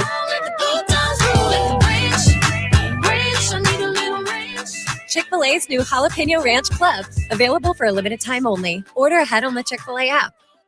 My name is Cynthia Mitchell. I've been an emergency room nurse in Los Angeles County for 25 years. I've been there through every fire season, every outbreak, every earthquake. Every time Los Angeles needed us, the doctors and nurses of Los Angeles County showed up. And right now, I'm seeing another disaster coming. Trump's cuts to Los Angeles County's healthcare system are a public health crisis in the making. Medi-Cal, public hospitals, disaster preparedness are all at risk, but we can stop it. Measure ER fights back against these cuts. For a half a penny, we keep emergency rooms open, care within reach for working families, and doctors and nurses serving the communities we love. When you vote yes on Measure ER, you're not just voting for healthcare, you're voting for LA. Vote yes on Measure ER by June 2nd. Ad paid for by Yes on ER, Restore Healthcare for Angelenos, sponsored by St. John's Community Health and Health Justice Action Fund. Ad committee top funder, St. John's Community Health. Lots of places can expose you to identity theft. Oh no. That's why LifeLock monitors hundreds of millions of data points a second for threats to your identity, which is way more than anyone can do on their own. If we find anything suspicious, like new loans or changes to your financial accounts, we alert you right away, all through text, phone, email, or the LifeLock app. Get the alerts that could make all the difference. Save up to 40% your first year with promo code NEWS at LifeLock.com. Terms apply. There's a lot of uncertainty in the world right now. Things are changing fast and no one knows what comes next. Times like these make you realize just how important it is to be prepared. That's where My Patriot Supply comes in. They're America's #1 most trusted resource for survival food, solar power, water filtration systems, and more. Go to preparewithamerica.com to unlock a special offer that'll help you get ready for whatever comes our way. Go to preparewithamerica.com to see the special offer right now. That's preparewithamerica.com. You're listening to Jesse Jackson Jr. on KBLA Talk 1580. The Jesse Jackson Jr. Show. The Jesse Jackson Jr. Show. The Jesse Jackson Jr. Show. The Jesse Jackson Jr. Show. King Volley drops the beat. Come on and talk with me. Come on and listen to me. Come on and talk with me. Come on and listen to me. KBLA Talk 1580. Download the app. I'm Jesse Jackson Jr. Welcome forward to the Jesse Jackson Jr. Show. Tomorrow, we'll be on the grind with Barbara Arnrine, who's crisscrossing the United States and will bring us up-to-date civil rights and human rights concerns that are in the news and that our organizations are all involved in. In this hour, however, John Diggles has trailblazed notable first at Ascent Strategy Group. It is the first public relations agency built to power healthcare's digital transformation. His mission is to advance health equity. He works at the intersection of innovation, regulation, and reputation. His skilled strategists and writers are shaping dynamic brand narratives, fostering connections across medical professional and patient audiences, and developing the first communications protocols for health artificial intelligence. John, welcome forward to the Jesse Jackson Jr. Show. And Dr. Donna Adams Pickett, a renowned OBGYN, is transforming the way women approach their reproductive health. With decades of experience, Dr. Adams Pickett is passionate about educating women on the importance of prioritizing their wellness. Her holistic approach ensures her patients feel empowered to make informed decisions about their health, fostering confidence at every stage of life. Dr. Adams Pickett, welcome forward to the Jesse Jackson Jr. Show. Thank you again for having me. Dr. Adams Pickett, when I was in Congress, we had to be data-driven when we made appropriations and budgetary requests of various administrations to ensure that these disparities and these health equity outcomes issues were addressed. We didn't just show up saying we're dying at X number of times the rate as white folks or white women. We had to show up with the data. The data showed that we were not producing enough Dr. Adams Picketts. The data shows that Dr. Adams Pickett, when she graduates from medical school, is likely to end up in Augusta, Georgia, in the Black community. The data shows that Hispanic doctors end up in Hispanic communities and that patients themselves feel most comfortable around people from their own ethnic groups. And therefore, Black women end up in front of Black female doctors whom they trust with their bodies, whose stories they hear and understand, and decisions that they make. But Dr. Adams Pickett, there is an assault on the creation of the decades of scholarship and science that it took to create one Dr. Donna Adams Pickett. My question for you is it possible to address these issues without more people just like you that have been created from Meharry and Morehouse and Howard and the other medical school, the Drew, I guess it is, that produce primarily African-American physicians? Dr. Adams Pickett? It is possible, but let's look at probability. Our numbers have dropped from about only 8.4% of all medical students being Black, now down to 5.7%. And now, because most of us don't have generational wealth, so we actually have to take out loans to go to medical school. And now the cap on borrowing is at $200,000. For most medical schools, that's not even going to cover about 2 years worth of matriculation and living expenses. So unless there is a funding source to actually support us going to medical school, it's going to become more problematic. In my medical school class at Emory, about 40% of the students in that class had parents who had attended Emory Medical School. They had not only the generational wealth, but they also had the legacy status to allow them to get into a very competitive medical school. Most of us don't have the legacy status and we don't have the generational wealth. And so unless we do something about that, I don't feel optimistic to improve. John, the doctor's pointing a path to a major gap that needs to be filled both federally and in terms of state. Now, I understand that the federal government can take initiative in these areas. But for example, in the state of Illinois, the state of California, the state of New York, the state of Georgia, these state legislatures could also advance legislation at the state level for schools that are funded by the states, particularly medical schools, to provide opportunities for these physicians. John Diggles? We have to be much more proactive in our education system and address this debt. It is a huge issue. There are so many doctors, medical professionals leaving the profession, doctors, nurses, specialists, and there are not enough medical students to replace those positions. There's 100 million Americans right now that do not have access to a primary care doctor.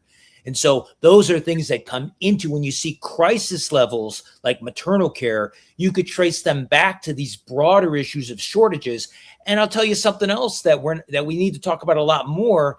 The crackdown on visas and immigration has blocked a lot of immigrants from coming in. A lot of underserved areas are served by immigrant physicians. Immigrant physicians make up 25% of the primary care physicians in our country. So when you cut a visa program off, you're cutting off the pipe flow of great doctors and medical students from around the world that helped us address the healthcare disparities and gaps that are afflicting so many of our communities. John, I would add, and I'm sure Dr. Donna Adams Pickett would agree with me, that not only does the visa program impact maternal care, but this idea that new women entering into the medical space, they come in the door on day one with the suspicion that they are not qualified and do not belong there because of the attack on diversity, equity, and inclusion at the domestic level, with That's exactly right.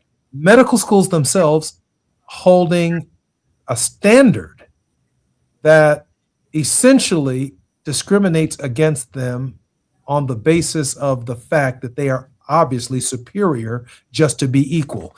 Dr. Donna Adams Pickett didn't just show up at medical school. She had to be superior to all of the men in order to get the slot in the medical school that she was afforded. Dr. Adams Pickett, your thoughts on on how you're being treated in this environment. I'm so glad that you brought that up, Jesse, because it extends itself when we're in the hospitals attempting to advocate for our patients. When we are, saying we need our patient to be taken to the OR sooner, we are questioned. We actually have to usually do almost like a mini medical school for the nurses and the staff as to why we're making the decisions that we're making that you don't see with other ethnicities. And when we are very forceful and we are adamant in advocating for our patients, then we fall into those stereotypes of the angry Black female, the aggressive Black male.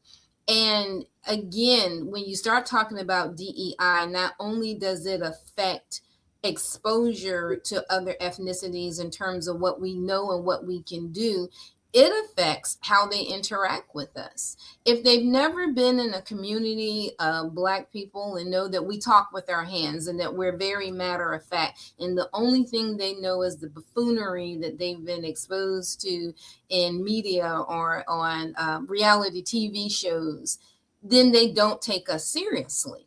So when we limit the exposure to all types of Black folks from all types of backgrounds, then we limit exposure to the diversity of who we are. I find that particularly concerning because, Doc, let me ask you this personal question. How many years did it take to make one of you?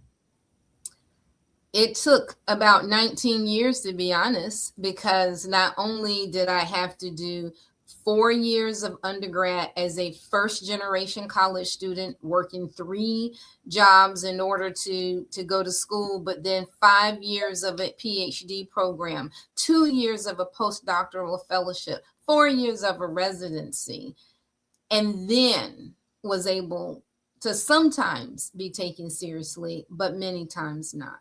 And to be slapped in the face with being called unqualified is just too much.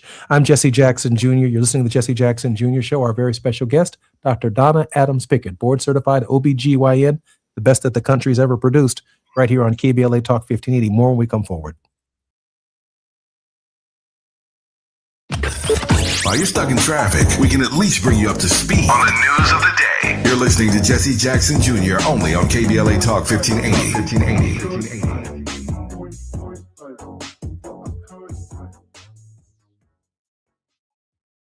Hi, I'm Fred Martin, founder of Compton Kids Club. I just want to talk about the authenticity and tell y'all about my homeboy, Tom Steyer. Tom is a rock star. When I met him, Tom gave a grant to schools in San Francisco. All the kids were on probation. We were flying instructors for 2 years to come and help those kids doing performing arts and turning their life around. Some of the kids that he supported, they've graduated from UCLA. Let's fast forward. Tom is in schools in Compton, hanging out with the kids in the piano classes. Brother Tom Steyer hangs out in the studio with us. These are the seeds that he's planted. This has nothing to do with elections. What's coming out of his mouth is not a campaign speech. It's authentic. And when he say he walks away from a business because he want to do his values, he ain't making that up because he's running for governor. This man is real. Ad paid for by Steyer for Governor 2026. You better work. She's rooted in culture and rising in power. Los Angeles City Council member Karen D. Price Jr. invites you to the District 9 Women's Leadership Summit, a powerful gathering celebrating the women who shape our communities. Join us Sunday, May 3rd from 1 to 6 p.m. Registration is open now, but space is limited. District 9 residents receive special priority. This event is free. Call 323-846-2651 to reserve your spot. That's 323-846-2651. Be rooted, be powerful, be there. Getting around LA doesn't have to cost a lot. Metro has fares that fit every budget. 20 free rides for qualified riders through the Life Fare program. Free passes for students with GoPass and affordable options for everyone in between. Wherever you're going, Metro's got you covered. Visit metro.net/fare programs. Introducing Home Care Plus, a new subscription service from Lowe's that helps make life easier by giving members a hand with home maintenance. Let Lowe's tackle the tasks you keep meaning to do, like electric dryer vent cleaning, replacing hard-to-reach light bulbs, and more. Subscribe to Home Care Plus for just $99 a year and consider your to-do list done. Members get more at Lowe's. Available in select zip codes only. Cancel anytime. Non-refundable fee. Product purchase required. Terms and service restrictions apply. Details at lowes.com/terms. Subject to change. What is it, boy? Someone need help? Someone in trouble? Oh, okay. So you just want me to get Progressive Auto Insurance because their collision coverage covers up to $1,000 in vet bills if you're injured in an accident? That's it? Okay, calm down. Let's not resort to name calling. Progressive's collision coverage helps pay for care for your pet when they're in the car during an accident. No, you're right. Sorry, I shouldn't have said calm down. Progressive Casualty Insurance Company and Affiliates. Coverage included with purchase of collision coverage and subject to policy terms. Hey there, Los Angeles. This is James Lucky Jr., publisher and editor of Los Angeles News Observer. Are you hungry for news that matters to you in the African-American communities of Los Angeles? Well, buckle up, because we got the scoop you've been craving. Stay in the know and never miss a beat with our free weekly publications conveniently available near you. Or hop on the digital wave and become an exclusive subscriber at OGNSC.com.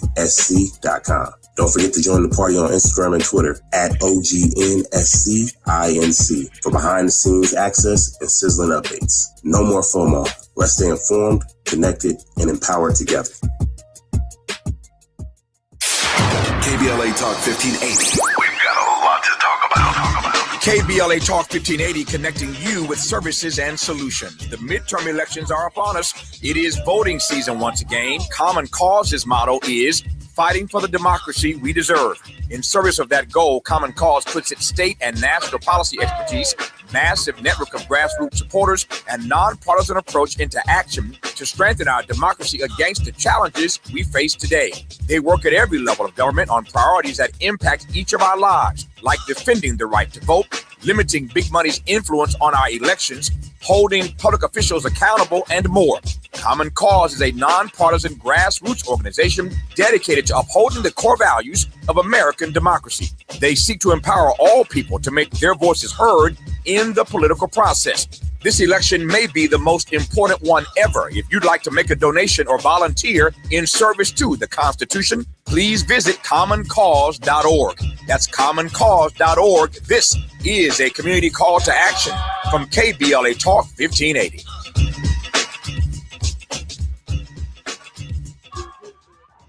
My son loves to fly kites, but my active psoriatic arthritis can sometimes hold me back.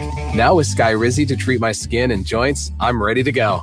Skyrizi, Risankizumab Riza, a prescription-only 150 milligram injection for adults, helps with less joint pain, stiffness, swelling, and fatigue. For those who also have plaque psoriasis, 90% clearer skin is possible with just 4 doses a year after 2 starter doses. Don't use if allergic to Skyrizi. Serious allergic reactions and an increased risk of infections or a lower ability to fight them may occur. Before treatment, your doctor should check for infection and tuberculosis. Tell your doctor if you have an infection or symptoms such as fever, sweats, chills, muscle aches, or cough, or if you plan to or recently received a vaccine. With Skyrizi, there's nothing like clearer skin and better movement, and that means everything. Ask your doctor about Skyrizi today and visit skyrizi.com or call 1-866-SKY-RIZI to learn more. Now back to more of Jesse Jackson Jr. on KBLA Talk 1580. The Jesse Jackson Jr. Show. The Jesse Jackson Jr. Show. The Jesse Jackson Jr. Show. The Jesse Jackson Jr. Show. King Volley, drop the beat. Come on and talk with me. Come on and listen to the me. Come on and talk with me. Come on and listen to the me. KBLA Talk 1580. John Diggles has trailblazed notable first while serving as a catalyst for growth. Ascent Strategy Group's clients get the industry's top subject matter expertise, collaboration with key opinion leaders, and measurable return on investment. His digital health IQ tool leverages a proprietary AI-supported communications algorithm that gauges medical professional perspectives and patient insights with clinical research to promote adoption of AI, telemedicine, remote patient monitoring, quantum computing, medical robots, and other offerings. John Diggles, welcome forward to the Jesse Jackson Jr. Show. Jesse, it's good to be with you and good to be with the doctor. Listen, with that right there bio, though, I mean, wow. You don't have a need for employees anymore. I mean, wow. We'll have that offline conversation. Very special guest also is Dr. Donna Adams Pickett. That's medical, not philosophical, but she's also got a PhD. I learned that today, medical and philosophical. And my producer said, now look at this, Jesse. Here is a sister who has had to be overqualified to be qualified.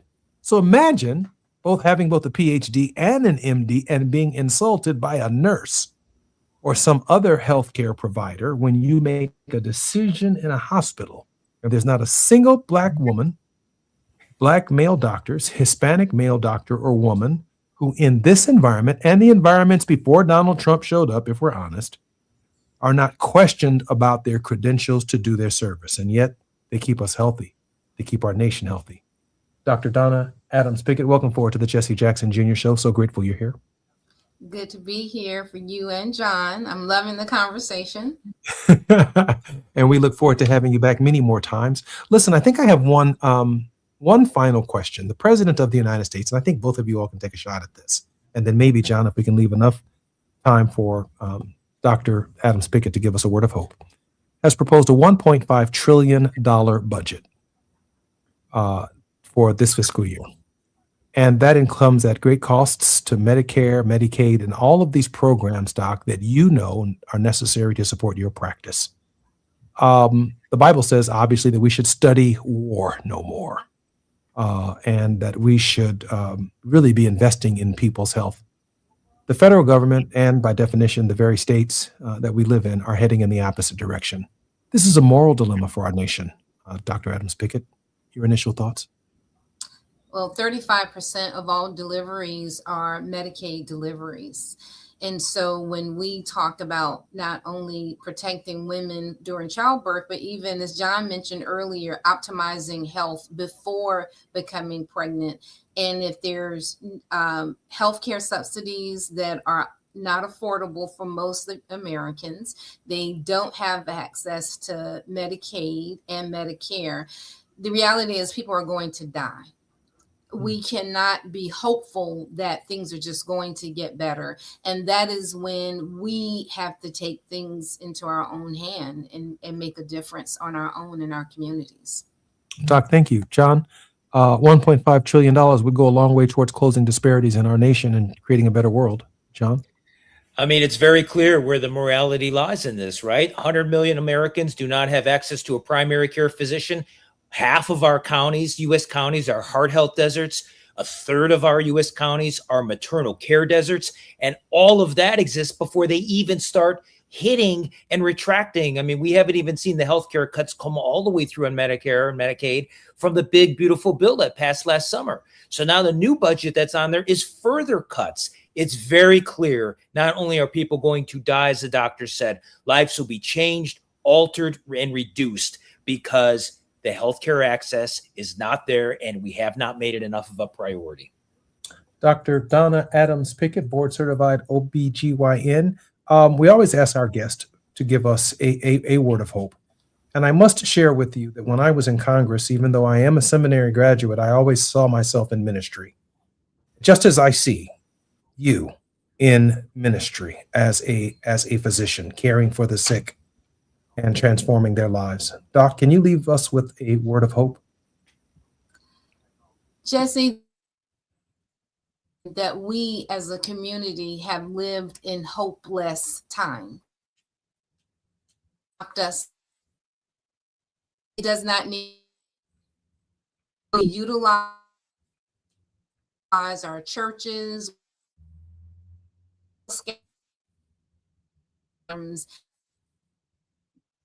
Doc, I think we're having a little bit of an intermittent signal, but definitely I'm going to have you back. John, a minute and a half. Can you give me a word of hope? Yeah, I like where the doctor was going with this. We have to look at our communities here, right? We cannot wait for it to be done with us and for us, right?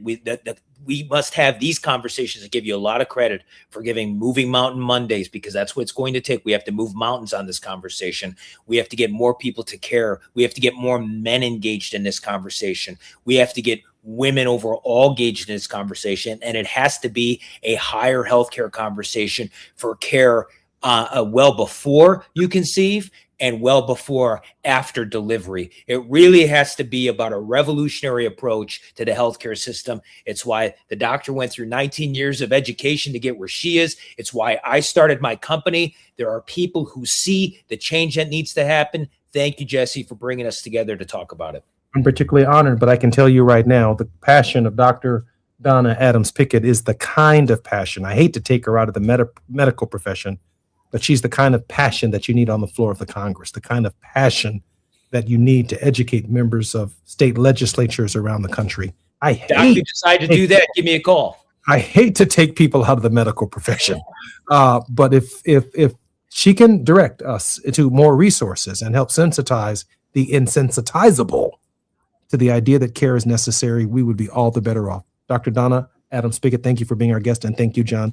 I'm Jesse Jackson Jr., listening to the Jesse Jackson Jr. Show tomorrow, Tenacious Tuesdays with Barbara Arnwine. I'm Jesse Jackson Jr. More when we come forward on KBLA Talk 1580. KBLA 1580 Santa Monica.